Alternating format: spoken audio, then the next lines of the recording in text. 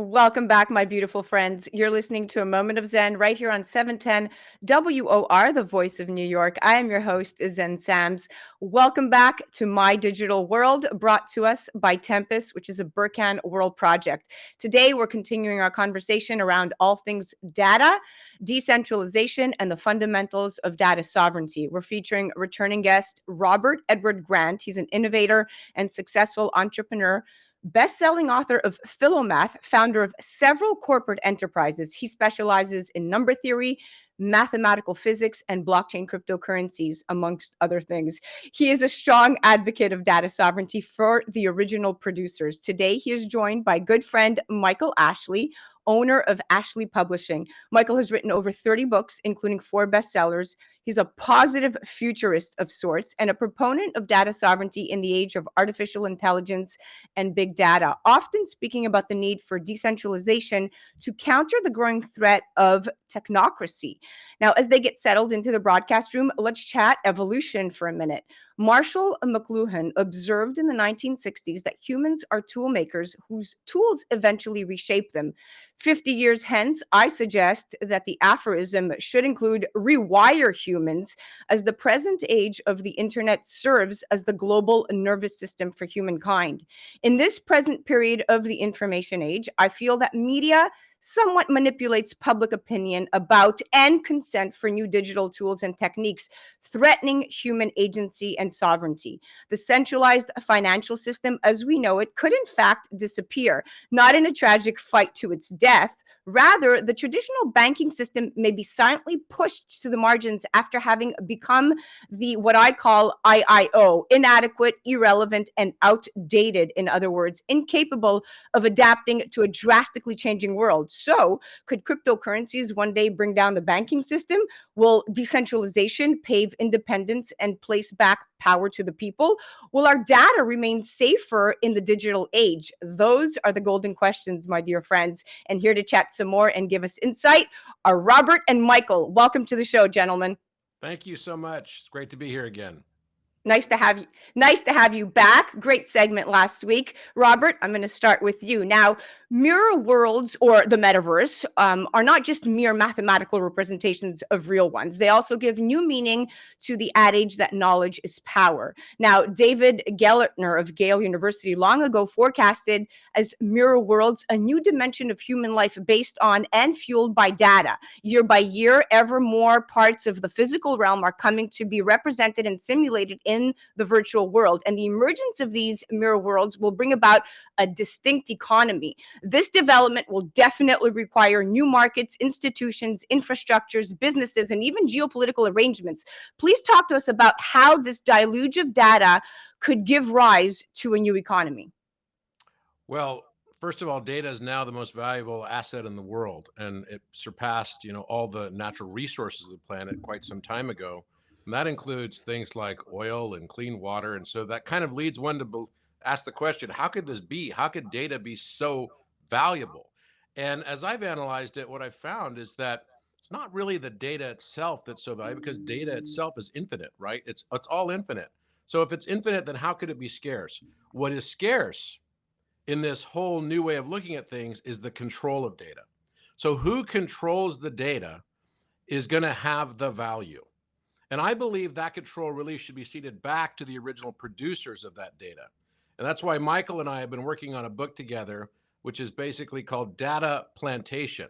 And data plantation is, of course, giving you the sort of mental metaphor analogy of all of us working on a plantation and we don't even necessarily know it. That's the most difficult and challenging part of this. But, if the banking systems fall as a result of this information age, it's not going to be because of blockchain. It's not going to be because of decentralization that caused the banking system to fall. The banking systems will fall because of their own weight and collapse upon themselves, because they, as you just described it, fell to every other evolutionary change that's happened since Darwin was Darwin, and that is natural selection. To a certain extent, what's happened is that the banking industry has become so not customer centric and so focused on being an intermediary, and as an intermediary that takes no risk on any transactions, just is able to shave funds off of the top of all transactions. It's like the house always wins. And intermediaries in the new world in the 21st century, right, are going to be definitely disintermediated. And they're going to end up falling by the wayside because all of these things like NFTs and blockchains and decentralization have just made it simpler for people to realize their direct connectivity. Why does somebody like a Katy Perry need to have a music label? Why do they need to have a music label? Why do they need an intermediary to represent them? And that's exactly my point. They probably don't, because she's already got 200 million followers and she can directly communicate with them. This world today is going to be about taking our creativity as human beings, our artistry, and the term starving artist and starving musician is going to go also by the wayside. The intermediaries are not going to be the ones that are able to track the highest value in the 21st century. It's going to be the creators, the innovators, and the inventors that are going to be able to attract the highest value. This is a sea change shift for humanity, and I think it places humanity in its greatest position where no AI can do it either, which is creativity. That is the human spirit, and that's where I see a future that is very, very positive, but it needs to be one where the consumer, the individual and original producer of data, is allowed to own and control and determine the outcome of their own data. Preach. There you have it. Robert Edward Grant said it right here on 710 WR, the voice of New York. That is prophecy right there, my friend. I love it. I love it. I could hear you speak all day. Michael, I'm gonna throw this one to you. Of course, it hovers back around challenging the power of big tech to ban or demonetize users on mainstream social media platforms such as Facebook, Twitter, and YouTube is one of the more important concerns of today's internet users, right? In a world where we're now discovering just how important it is to reclaim control of our own online presence. So decentralization puts the power in the hands of users to easily retain their communities and move to platforms that support them rather than keep them forcibly trapped with where their history remains controlled, so to speak, right? But the censorship and misuse of personal information on mainstream social media platforms will only continue to get worse if no alternatives are offered. Talk to us about the importance of disrupting this technocracy with decentralization and how that can help solve real world issues. Sure. Well, I think that decentralization is the subject of our time. This is the problem that we're facing, and we saw it in the past few years, really, because of cancel culture is a good example of this. And when you give any company, especially a company working in tandem with the government, too much power, well, then they can use that power against the people. And we're seeing people both on the left and the right getting canceled. We see that their messaging is not getting out. And this is a big problem. And so the book that Robert mentioned that we're working on right now is to combat this. And so we view this problem of technocracy as a central issue of our times. If you think about the metaverse for one moment, if all of our interactions are supposed to be posited into one central area, well, can you imagine the dangers that would happen if someone were to step out of what's possible to say or to act or to do? They can shut you down. We saw this already when it comes to content. Can you imagine if your whole livelihood is continued in that capacity, so that you can't earn money anymore, you can't connect with others, you can't rent a car, you can't rent an apartment? All these things need to be taken care of in such a way that we are not beholden to a bunch of oligarchs or tech companies that control all these facets of our lives. And so this book is meant to raise awareness and show people that there is another way. If we decentralize and we find a way to mitigate all the power that these huge tech companies have over our lives, especially acquiring data about us. And as Robert mentioned earlier, this data can be used to predict our actions, to predict what we will do. If we're able to subvert that control structure, that is a way out of it. And I do believe that we live in a moment in which we can create a perfect hell or a perfect heaven on this earth. And we view this book as a central way to go towards the latter, to empower people and to wake up more people to their own Definitely can't wait to sovereignty read and their this own book. power. Right up my alley, and it's being written by two people I'm learning that are full of a plethora of knowledge here. So can't wait to read that. Robert, we'll go back to data for a bit. It's essential for the creation of new business models, especially for data-driven innovations and services. But there are two evident things standing in the way of access to sufficient data. One is a growing unwillingness to share data because of privacy and security concerns, and the other is the inability to share data because of a lack of interoperability, right? The aim should be to nudge businesses and governments into giving their users tools to manage, share, and benefit from using the data. But the geopolitics of data will not be so simple. Online giants in particular have assumed that the data economy will be this global affair, yet governments are increasingly asserting their digital sovereignty, demanding that data not leave their country of origin. And this is a big conundrum, right? It's perhaps one of the biggest. And that is, do you think that that is because there is a risk that the wealth it creates will be even more unequally distributed than it is per se in the terrestrial twin? What do you say to this?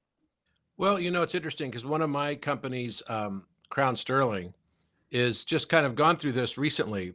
Not very long ago, we obviously had to put in place all of the compliance that's associated with the European Union, right? And the European Union now requires that you have, the data that is kept or held associated with anyone within their country must remain in their country. I don't know if you knew this, but it actually has to be in their country. So there's an expensive way to work through this and to become compliant with these regulations. And that is really, kind of through AWS or your cloud provider can provide this for you because they have servers in those countries and they just make assignments for each person that's in their country to the server that's in that country, which is kind of funny and ridiculous, to be honest, Yeah. because let's be real. It's all on a cloud anyway, because the server is sitting somewhere doesn't mean that data doesn't exist also all over the cloud, because the cloud doesn't have a boundary condition by country.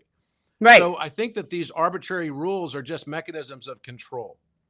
And mechanisms of control always end up kind of the same way. It's funny. I just read and reread one of my favorite books, The Republic by Plato. And what Plato talks about is how governments inevitably, right, go through this cyclical nature of, cycling through from, and by the way, we are not in what we call a democracy. We are a republic, right? This is a republic. We are a representative republic.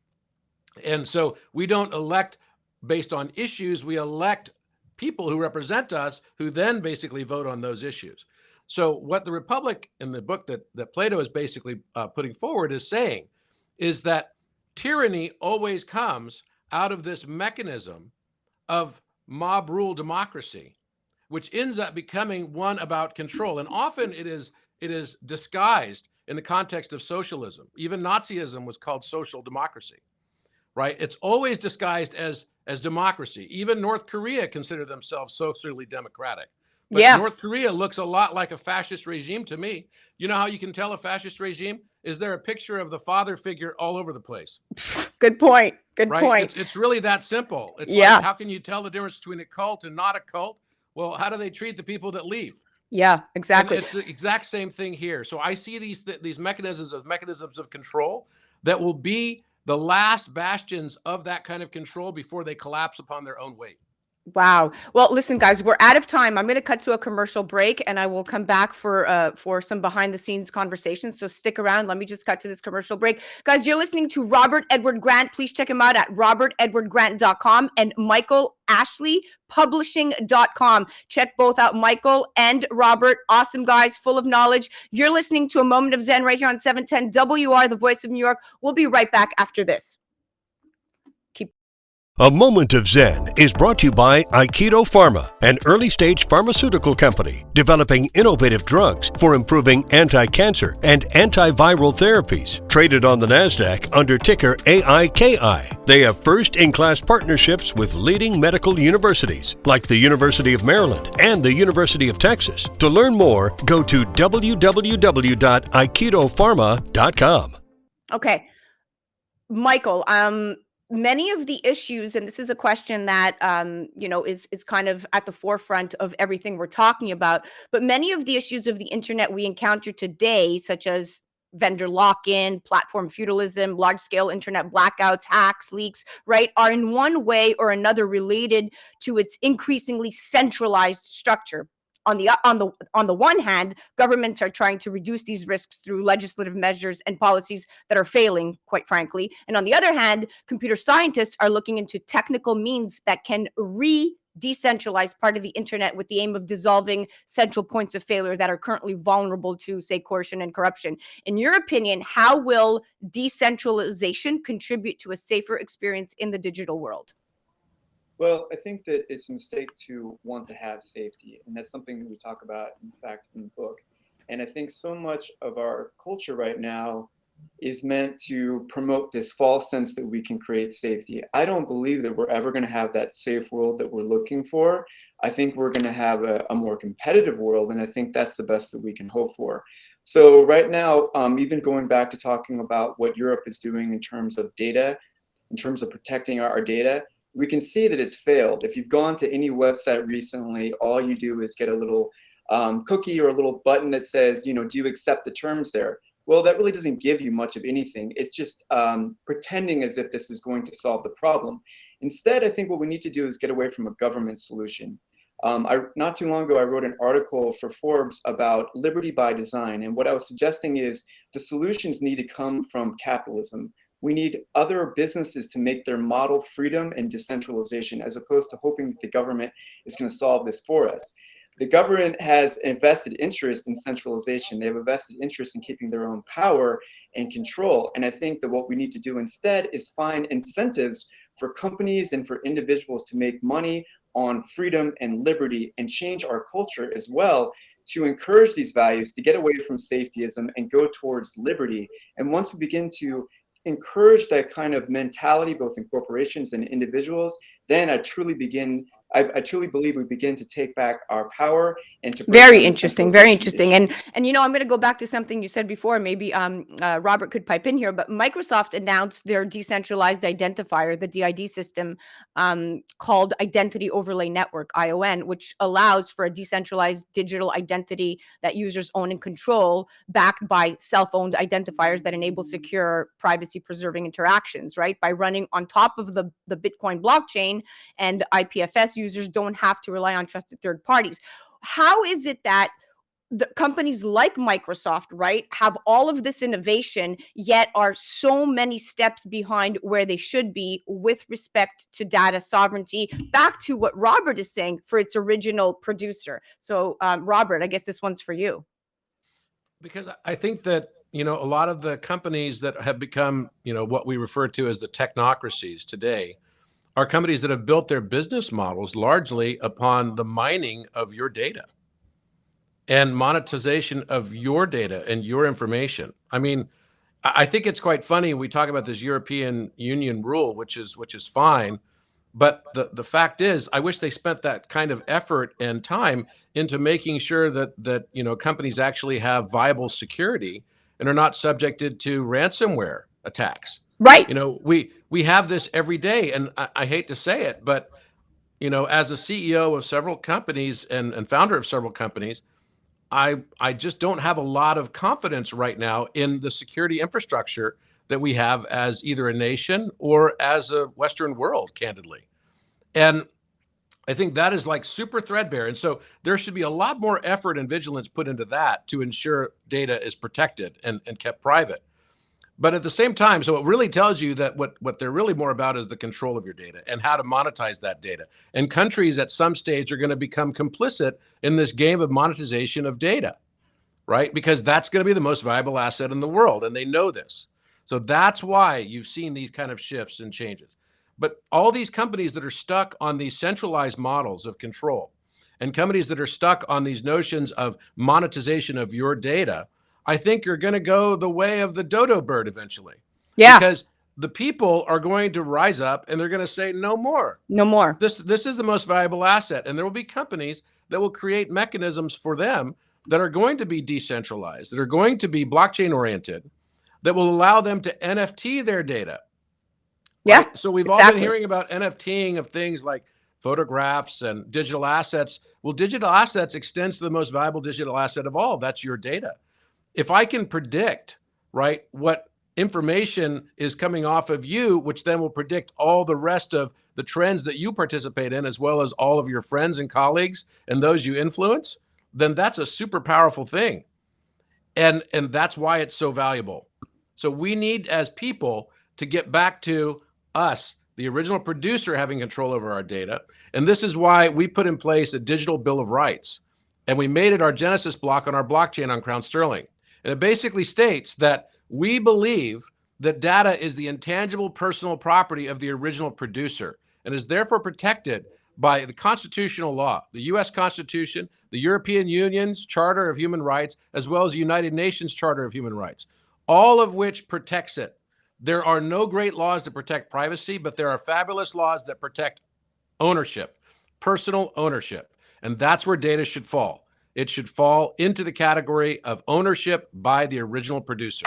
I love that, because now, what's mine is mine and hands off. And at that point, like you said earlier, that starving artist falls to the wayside, because at this point it's back in your own pocket. So I love that concept. And I love that you have that Bill of Rights up there at Sterling. Good stuff.